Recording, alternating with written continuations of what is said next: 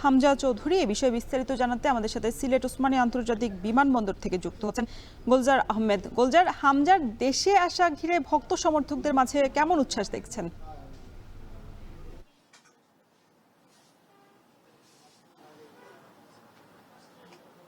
সকাল থেকেই মূলত হামজাকে অভ্যর্থনা জানার জন্য হাজারো মানুষ এসে এখানে উপস্থিত হয়েছেন এবং আমরা দেখেছি, যদি একটু পরিবেশ পরিস্থিতি দেখাই, আমরা রয়েছি বর্তমানে ভিআইপি যে লাউঞ্জ আছে সেই ঠিক জায়গার সামনেই। এখানে বিশেষ করে সংবাদকর্মী বা গণমাধ্যম কর্মী যারা আছেন, পাশাপাশি হচ্ছে ফুটবল প্রেমী মানুষদের প্রচুর ভিড় রয়েছে।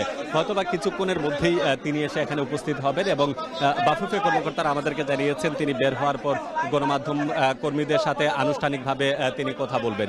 এর আগে আপনাকে যদি বলে রাখি যে এই হামজা চৌধুরীর আগমন উপলক্ষে সকাল থেকেই সিলেটের ফুটবল প্রেমী এবং সংগঠক যারা আছেন তারা এসে ইতিমধ্যে সিলেটের আন্তর্জাতিক ওসমানী বিমানবন্দরে এসে উপস্থিত হয়েছেন এবং তারা এখানে আমরা দেখেছি বাফুফে কর্মকর্তা সহ বাকি যারা আছেন তারাও কিন্তু এসে উপস্থিত হয়েছেন।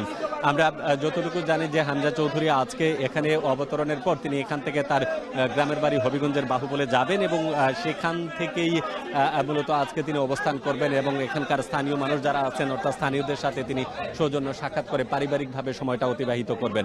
হামজা চৌধুরী আপনি জানেন, যদিও ইংল্যান্ডের জন্ম, তিনি সাম্প্রতিক সময় অর্থাৎ 2024 সালের 23শে আগস্ট তিনি বাংলাদেশের পাসপোর্ট গ্রহণ করেন এবং একমাত্র লক্ষ্য হলো তার আগ্রহের কারণেই কিন্তু বাংলাদেশ ফুটবলে তাকে নেওয়া হয়েছে এবং বাংলাদেশ ফুটবলে তার আগমন অনেকটা ফুটবলের জাগরণ হিসেবেও কাজ করবে এমনটাই কিন্তু তারা বলছেন।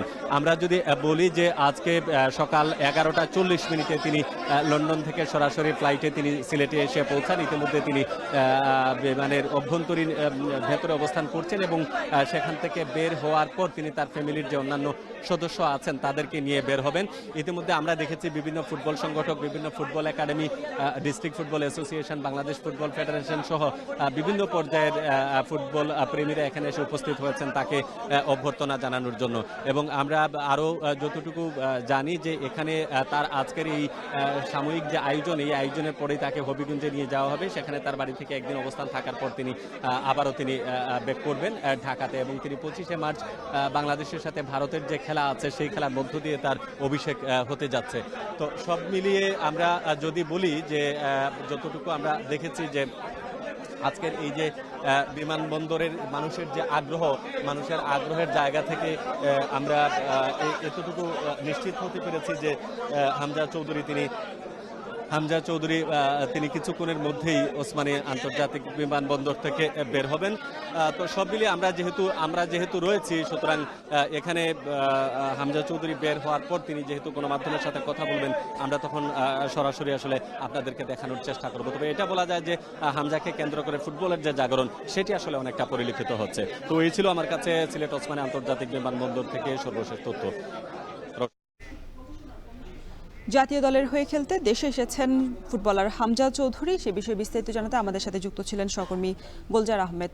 সবাই হলো একটা বিরতির, ফিরছি একটু পরে।